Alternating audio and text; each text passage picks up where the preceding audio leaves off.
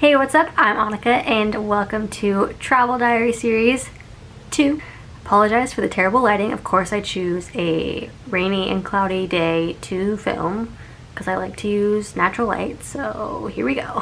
Please comment down below if you want to visit Iceland or you have visited Iceland and tell me what your favorite parts are or what you'd love to go see for yourself.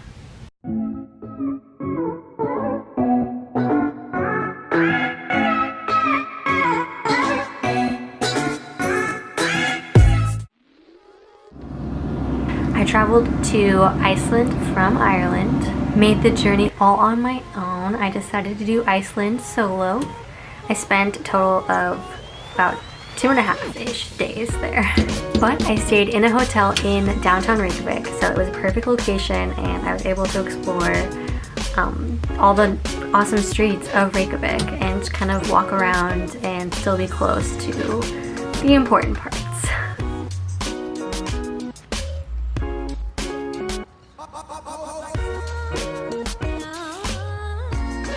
I of course had to try the greatest hot dog ever because Iceland is known for having crazy awesome hot dogs. So I made a beeline towards this hot dog stand. I cannot even tell you the name of it, but all I knew was that it was like the #1 place to get a hot dog in Reykjavik. I walked right up and said, "I'll take one." And they just put a whole bunch of stuff on it, like relish and mustard and I don't even know, like stuff I normally wouldn't even get on my hot dog, but of course I had to get everything on it because hello. I had already checked into my hotel. I began getting ready for my night excursion, which was on a bus to go see the Northern Lights. And I was so excited, but I didn't check my email that day because I forgot. I was traveling from Ireland to Iceland and I just didn't even think to look at it. So I was at the bus stop waiting and someone found me and said, "Oh, you know that's canceled, right?" No, I did not know it was canceled. I ended up finding a different tour. I found a group of people who were also on the canceled trip and we kind of just walked kind of together to the docks, which was a few blocks away from where we were. And I last minute went on this boat tour to see the Northern Lights, which was separate from the bus. And I wasn't really too keen on doing the boat tour because I really wanted to get pictures and you can't really get pictures on a rocking boat when you're doing long exposure, so that just, it was kind of a downer, but I went anyway. I was like, if you see, like, that's okay, that's good enough.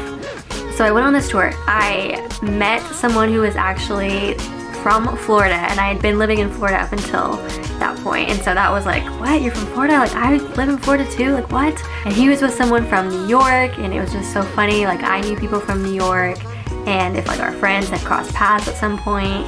I also met another girl who was studying abroad in Austria and she was about my age, and she ended up knowing my roommate from my study abroad program that I had done the year before called Semester at Sea. So it was so insane. Like, how do you know her? How do you go to the same school, so you have the same major and everything? It was just like, what? Small world. So it ended up working out that my first tour got canceled because I got to meet so many other people and still have a great time. We didn't see the lights that night, but it was still a fun trip and we got to wear these funky, I don't even know what to call them, like jumpsuits, because it was freezing on the boat. And with the wind and everything, it was just so cold, but the jumpsuits made it nice and warm. And I got to do a lot of talking, so that kept me warm too. First night was a success, shopping, meeting people, eating all the foods, and kind of trying to see things, even though I didn't really get to see a lot. But the second day, I went to do another tour because I opted to do a lot of planned guided tours since I was traveling alone. I felt I could see the most that way, and since I was only there for a couple of days, I really wanted to make the most and be able to get around. So I was waiting for my tour for that day, and that one ended up being canceled too. So I was just so upset. Like, did I come at a terrible time? And you never know with the weather. And so I was supposed to see the black sand beaches of the southern coast of Iceland, but didn't work out that way because there was terrible winds and rains. And I ended up talking to people who actually did end up going on their own that day, and they said it was awful. Like, they were being blown over, like their small, tiny friends were practically being knocked over by the wind. So it was a good thing I didn't go. But I ended up meeting a group of girls from the East Coast, and I had a recommendation to go to a bakery, but I wasn't gonna have time if I was going on my original tour. So I ended up working out again, and I met this group of people. We took a trek over to this bakery, which was like quite a few blocks away, while we waited for a second tour that was gonna take us on the Golden Circle instead. So more about the Golden Circle, but side note, this bakery had the best cinnamon buns of my entire life. I mean, I was just amazed. So thank you, Jen, for your recommendation. It ended up being that we all signed up for the new tour together. So it was awesome that we could kind of connect over cinnamon rolls and then go on this other tour that was all day long and have someone else to enjoy it with. So the Golden Circle in Iceland is basically a triangle of main points that you want to see that like are very touristy.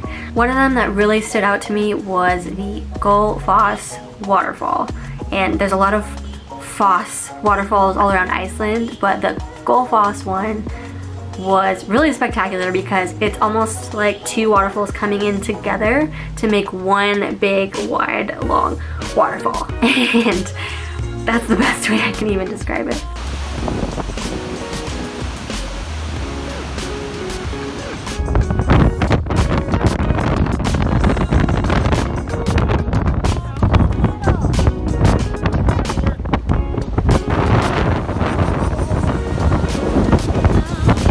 The rest of the tour wasn't super spectacular, amazing like I was expecting, but it was still nice to kind of be on the bus and driven around so you can see more of like the countryside of Iceland and still get some of the backstory and history.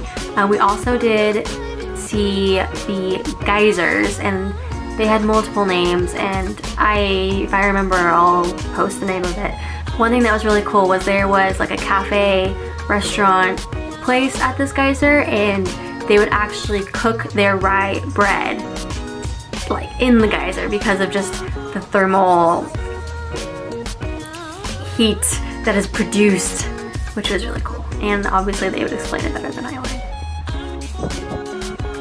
So I had a great day with my new friends and seeing a lot of Iceland that I wouldn't have gotten the chance to see had things gone according to plan A. But I ended up rescheduling my Northern Lights bus tour to that night, and I was able to attend. They were a little unsure if we would be able to see them that night because of clouds and weather and whatnot. But while we were getting ready to leave for the tour, you could already see them in the sky. Like, that was what was so spectacular. Like, you could see them and you knew you were going to get a better view as we left the main part of the city to get where it was darker, so that you could actually see the light and the stars better. So we get to this location, we were so sure that we were already gonna see them. It was freezing cold, but it was awesome because I was prepared. I brought my little travel tripod, which is really cool because it's like pretty small and you can kind of just shove it in your backpack, and it extends pretty far. So it's like a good size and it's great for traveling, and since I'm not like a professional photographer or anything like that, it works for me. So I was able to set this up with my little Sony Alpha, and I wasn't even sure like what settings to use. Like, I had done research and people had told me like what settings to do, but in the moment I was just stressed and I couldn't find the right settings, and I was trying to take pictures and they weren't coming out very well and you couldn't even see them. Like, I could kind of see the lights with my bare eye, but not very well. Like, it's better if you do a long exposure because then it brings out all the colors.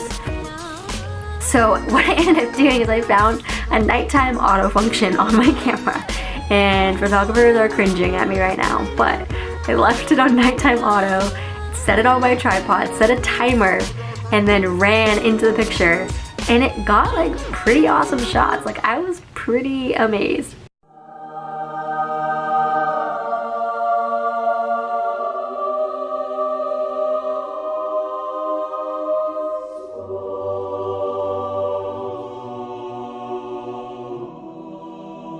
I was in love with the shots that I got, actually, because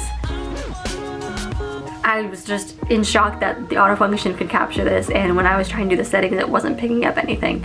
So sometimes auto works. Good thing it was super dark though, because then other people couldn't see me setting my camera on timer and running to where I would be in the shot and then holding a pose for 20 seconds because of the long exposure. So that's good.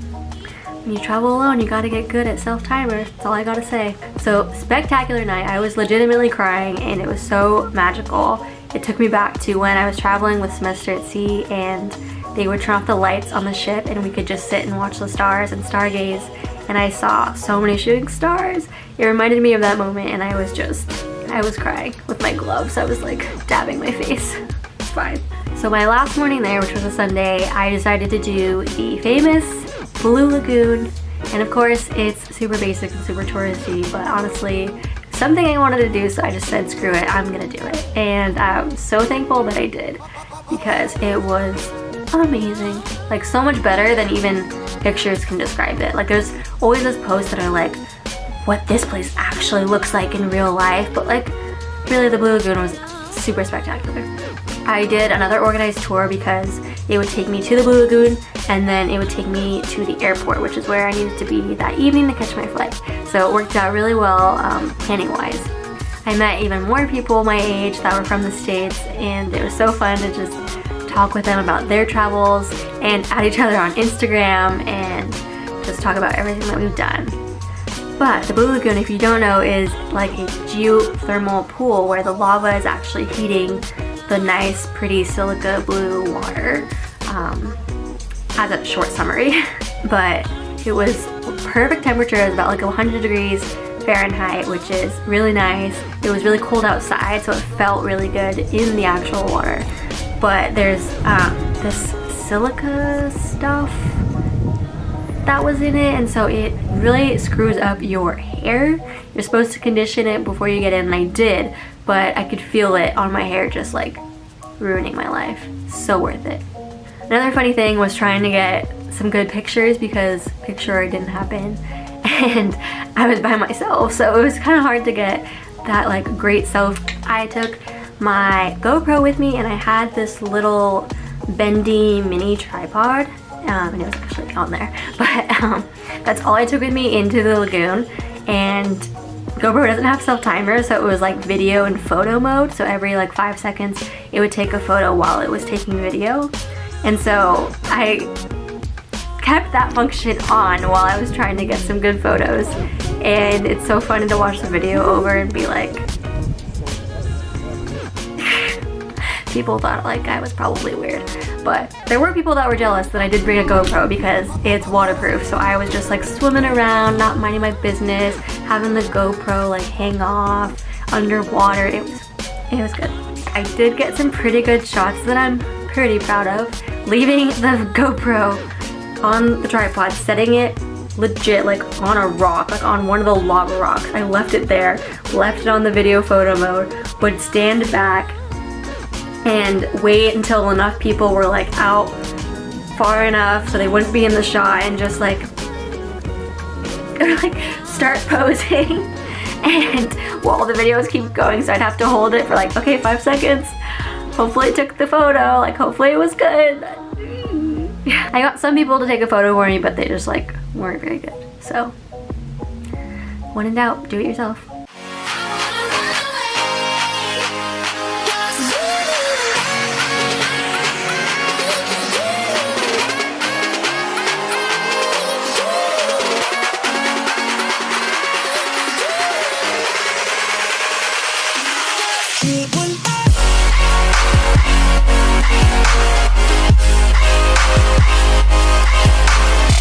So I think that was just super funny, but it was a great experience. I splurged for the premium because they gave you a robe and you got an extra face mask. So everyone who goes in the lagoon gets a silica face mask, which is really cool for your skin. It's supposed to be like soothing, and I don't really know what else. I didn't look at the whole paragraph for it. But the extra mask that I got is like a mud mask. It's supposed to be super hydrating, and oh my gosh, was it? Yes. My skin felt baby smooth for like a week after that. On the downside, my hair felt like straw after that. I had to deep condition it like 7 times before it could get back to normal, so that was rough. But other than that, Blue Lagoon, totally worth it. And then the tour bus called my name and it's time to go home. Actually, it was time to go to Florida, but almost home. If I could, I would totally spend at least a week in Iceland and road trip it. That would be amazing. Maybe nicer weather. Now that I've seen the Northern Lights, I would love to see Iceland in spring and road trip it and see more geothermal pools and see more of the country. Thank you so much for watching. Please hit subscribe to keep up with my adventures and give this video a thumbs up if you love Iceland. I love Iceland. I love it. Also keep an eye out for a video I will be doing very soon about traveling solo and tips for doing that when you're a small female. Bye!